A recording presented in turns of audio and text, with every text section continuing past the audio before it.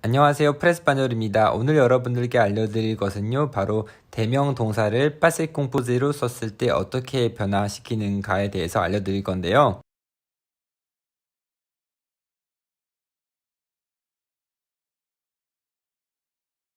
우리가 파세 콤포제 같은 경우는 보통 아부아그랑 많이 변화를 시키고 그 중에서 오다, 가다 등등의 이동하는 동사들의 경우 에트와 변화를 시켜줬었어요.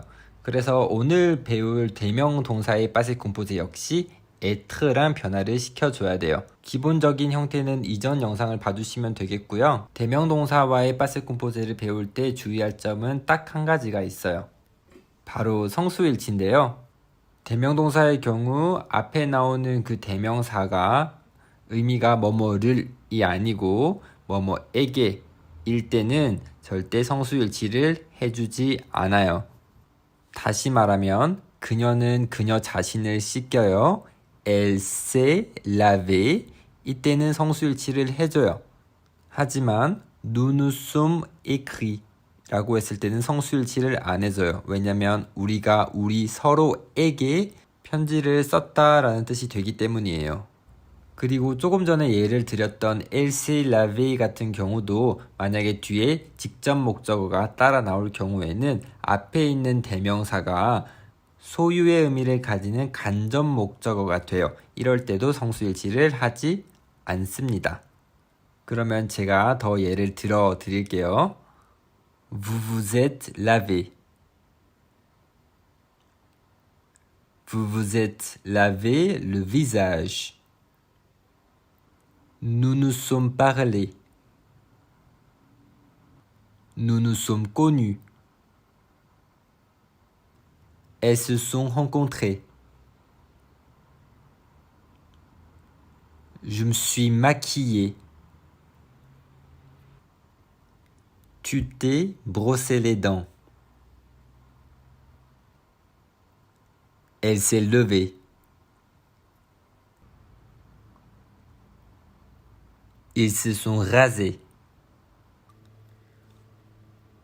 Nous nous sommes réveillés.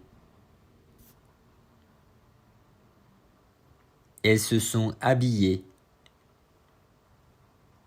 Ils se sont couchés.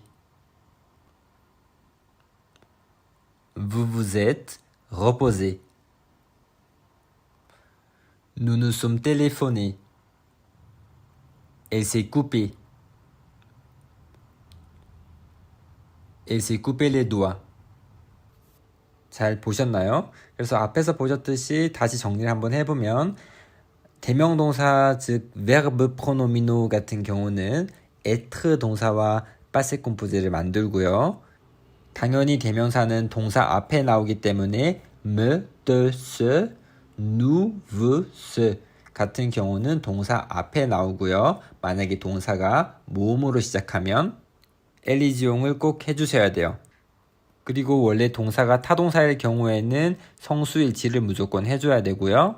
그렇지 않고 뭐뭐에게 라는 의미를 가지는 동사의 경우에는 성수일치를 해주지 않아요.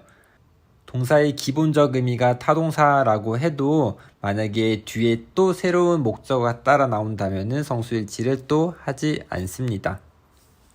그래서 오늘 준비한 거는 여기까지고요. 제가 다음 시간에는 동사들 중에 대명 동사 형태로 많이 쓰이는 동사들만 모아서 파세 콤포제로 한번 보여드릴게요. 오늘 영상도 도움되셨길 바라고요. 만약에 도움되셨다면 구독과 좋아요 꼭 눌러주세요. 궁금한 점 있으시다면 댓글로 달아주시면 제가 바로 답변 드릴게요. Bon, merci beaucoup, bonne journée et à bientôt.